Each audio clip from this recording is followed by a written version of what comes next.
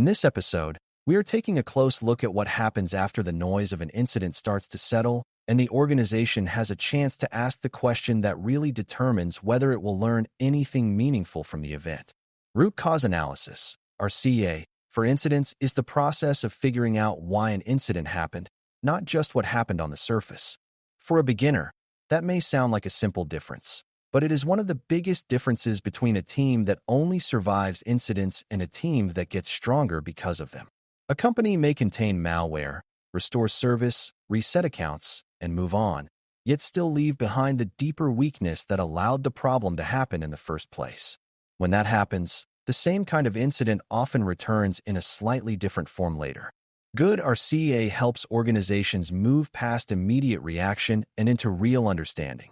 It is how a security team separates symptoms from causes, short-term fixes from long-term improvement, and temporary relief from actual reduction of risk. Before we continue, a quick note.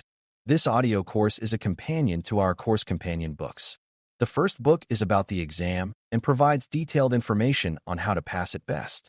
The second book is a Kindle-only ebook that contains 1,000 flashcards that can be used on your mobile device or Kindle. Check them both out at cyberauthor.me in the Bare Metal Study Guide series. At its core, RCA is a disciplined effort to identify the underlying reason or reasons an incident occurred. It is not satisfied with the first obvious answer, and it is not limited to the technical event that triggered the alarm. If a user account was compromised, that is not yet the root cause. If a server was missing a patch, that is not automatically the root cause either. Those may be part of the story, but RCA asks what conditions allowed that compromise or weakness to exist and remain meaningful. It explores whether the incident came from a control gap, a process failure, a design weakness, an ownership issue, poor visibility, weak training, or several factors working together. For a new learner, the important idea is that incidents usually do not happen because of one magical mistake sitting alone in the environment. They usually happen when weaknesses line up. RCA is the effort to understand that alignment clearly enough that the organization can fix more than the immediate damage and reduce the chance of repetition in the future. One of the first things beginners need to understand is the difference between a root cause and a symptom. A symptom is the visible sign that tells the organization something is wrong. It may be a locked account, encrypted files, an outage, suspicious network traffic, or unauthorized access to data. Symptoms are important because they help detect the incident, but they do not explain why it became possible. A root cause is the deeper condition that allowed the symptom to appear in the first place. Sometimes there is one dominant root cause, but very often there are several contributing causes that together made the incident possible or made the impact worse than it should have been. If a team only fixes the symptom, it may feel productive because the immediate problem goes away, but the environment remains vulnerable to a similar event later. This is why RCA matters so much in incident handling. It keeps the organization from mistaking visible damage for complete understanding. It pushes the team to ask what had to be true for the incident to happen, grow, or remain undetected long enough to matter. RCA matters because incident response without learning becomes an expensive cycle of repetition. A company may become fast at containment and recovery, but if it never identifies the deeper causes behind its incidents, it is really getting better only at cleaning up after the same types of failures. Over time, that becomes costly in both technical and business terms. The organization spends time, money, attention, and trust responding again and again to problems that should have led to durable improvement after the first occurrence. Good RCA helps break that cycle by revealing where the environment, the process, or the governance needs to change. It gives leadership something more valuable than a story about a bad day. It gives them a basis for investment, redesign, accountability, and prioritization. For a beginner, it helps to think of RCA as the bridge between incident response and future resilience. The response handles the event in the moment, but the analysis afterward determines whether the organization will reduce the chance of seeing a similar incident again or simply hope it does not return soon. A useful way to begin RCA is with a careful timeline, because incidents often look very different once the full sequence of events becomes visible. During a live event, teams operate under pressure and partial visibility, so many actions and observations feel disconnected. Afterward, Building a clear timeline helps show when the first relevant condition appeared, when the first warning signs emerged, when the attacker or failure path gained traction, when detection actually happened, and how long the issue persisted before containment. That sequence matters because root causes are often hidden in the earlier parts of the story rather than the dramatic moment when the incident became obvious. A timeline may reveal that a vulnerability was known but not addressed, that alerting existed but was not reviewed, or that an approval delay gave the problem time to spread. For a new learner, this is one of the simplest and strongest habits to build. A solid timeline does more than organize the report. It helps the organization see where the incident truly began, which is often earlier than the moment anyone first realized something was wrong. Evidence is just as important as sequencing, because our CA should be grounded in facts rather than shaped by memory, frustration, or whatever explanation feels most convenient. Teams need to examine logs, ticket records, system changes, access histories, alert data, user activity, investigation notes, and communication records that show what was happening before and during the incident. The point is not to collect every possible artifact forever. The point is to gather enough reliable information to support a thoughtful explanation of why the incident happened and what conditions helped it succeed. Without evidence, our CA can become storytelling rather than analysis. People may confidently repeat an explanation that sounds plausible but is only partly true, and the resulting fixes may target the wrong weakness. For beginners, this is a valuable lesson because it shows that good analysis is not the same as strong opinion. Root cause work should be supported by observable facts and reasonable inference, with clear distinction between what is known, what is likely, and what remains uncertain even after the investigation. One of the biggest mistakes in incident review is stopping at the first technical cause that appears obvious. If an attacker used a stolen password, it is tempting to say the root cause was credential theft and move on. If ransomware entered through an unpatched system, it is tempting to say the root cause was missing updates and end the discussion there. Those statements may describe part of the path, but good RCA keeps asking deeper questions. Why was the credential easy to steal or reuse? Why did the organization lack a stronger control that could have reduced the impact of password theft? Why was the system unpatched? Was it an asset visibility problem, a change delay, a legacy platform issue, a testing bottleneck, or unclear ownership? This deeper questioning matters because technical events are often only the last visible link in a much longer chain. For a beginner, the central insight is that the root cause is rarely the first answer that comes to mind.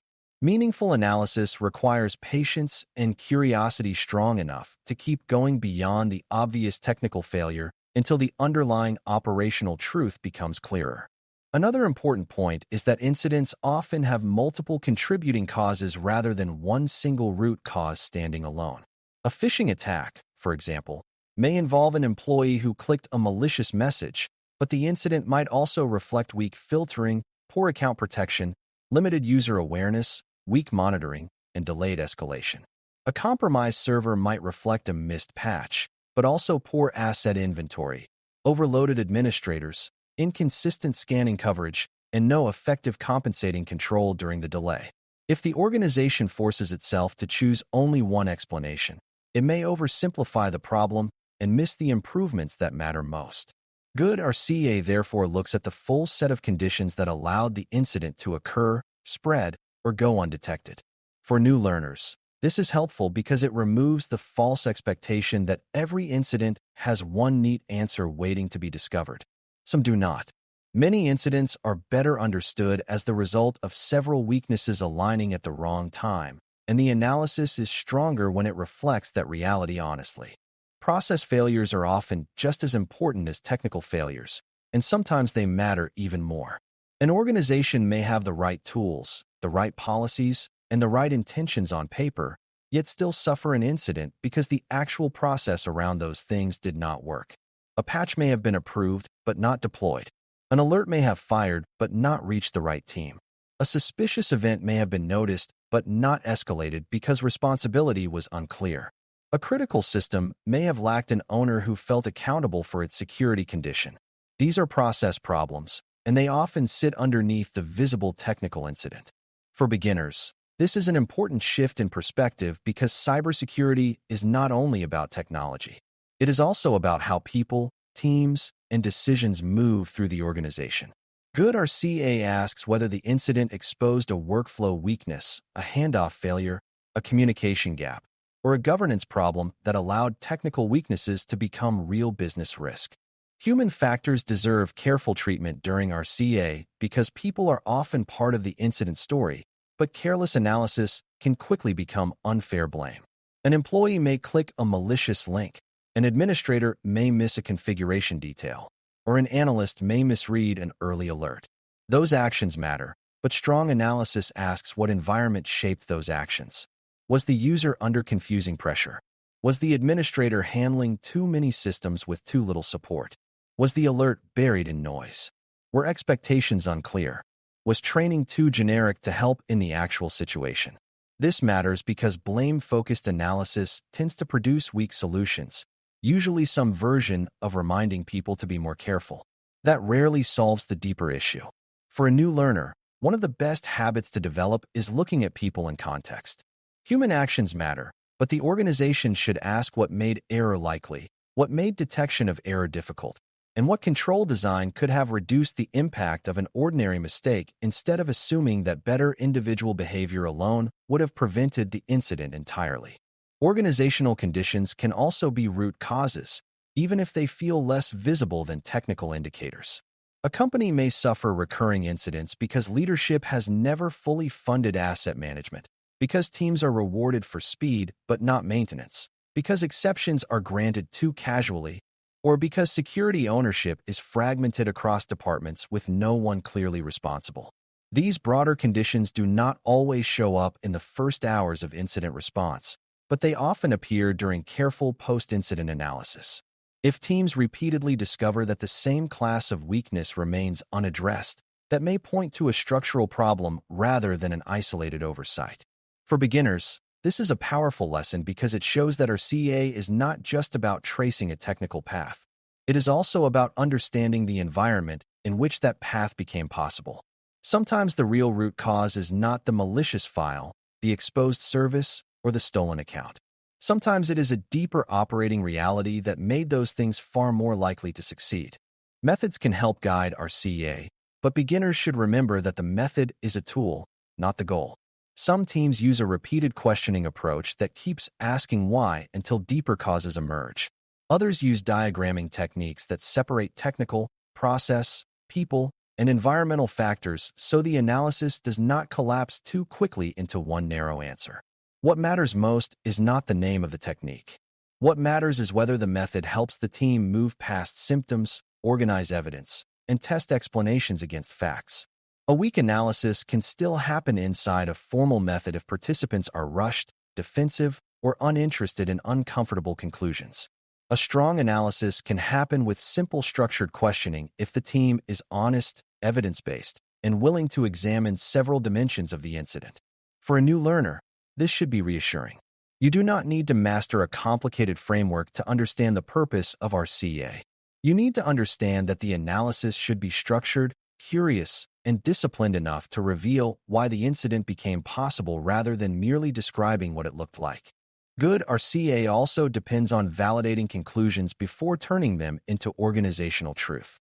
It is easy for a team to latch onto a tidy explanation that feels satisfying, especially after a stressful incident when everyone wants closure. But a useful conclusion should fit the evidence, explain the sequence of events, and make sense across the different parts of the story. If an explanation leaves large gaps, ignores contradictory facts, or cannot account for why the incident unfolded the way it did, it may not be the true root cause, or may be only part of it. Validation can come from cross-checking logs, comparing team accounts, reviewing earlier tickets, or asking whether the proposed cause would reasonably explain both the initial exposure and the later impact. For beginners, this is an essential discipline because organizations often build corrective actions around whatever explanation becomes accepted first. If that explanation is weak, the fixes will be weak too. Strong RCA therefore takes time to test its own conclusions rather than rushing to declare the lesson learned before the analysis is truly solid. The purpose of RCA is not only to explain the past, it is to drive better action in the future. Once the organization understands the deeper causes behind an incident, it should be able to connect those causes to concrete improvements.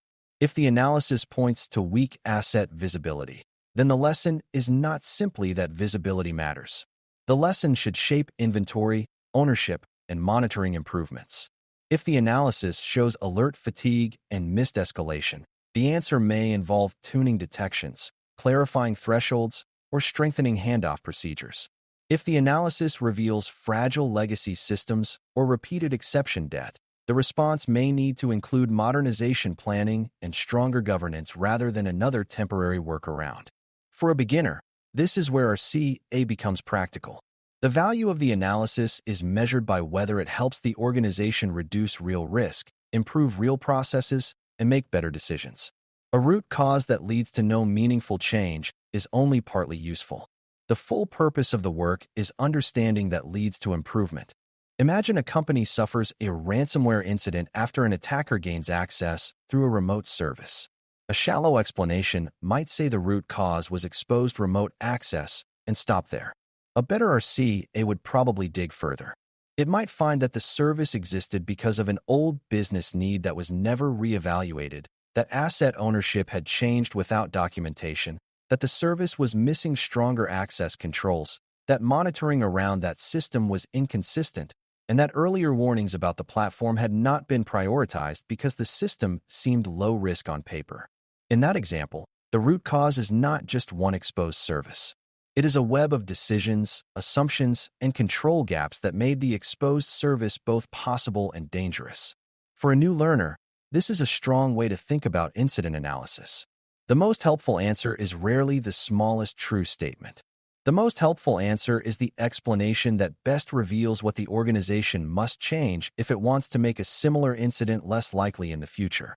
By the end of this discussion, the main takeaway is that root cause analysis, RCA, for incidents is one of the most important ways a security team turns a painful event into a meaningful improvement. It asks why the incident happened at a deeper level than the immediate technical symptom, and it looks across evidence, timelines, process gaps, human factors, governance weaknesses, and operational realities to find the conditions that allowed the problem to succeed. Good RCA avoids easy blame, avoids shallow answers, and avoids mistaking quick containment for full understanding. It helps organizations identify the real lessons hidden inside an incident and connect those lessons to better controls, clearer ownership, stronger processes, and more resilient operations. For a new CISA Plus learner, the mindset to keep is simple. A contained incident is not the end of the story. The real long-term value comes from understanding why it happened well enough that the organization can reduce the chance of seeing the same kind of failure again. That is what our CA is for, and that is why it matters so much. Thanks for listening. For more audio courses, daily newsletters, and more, please visit baremetalcyber.com.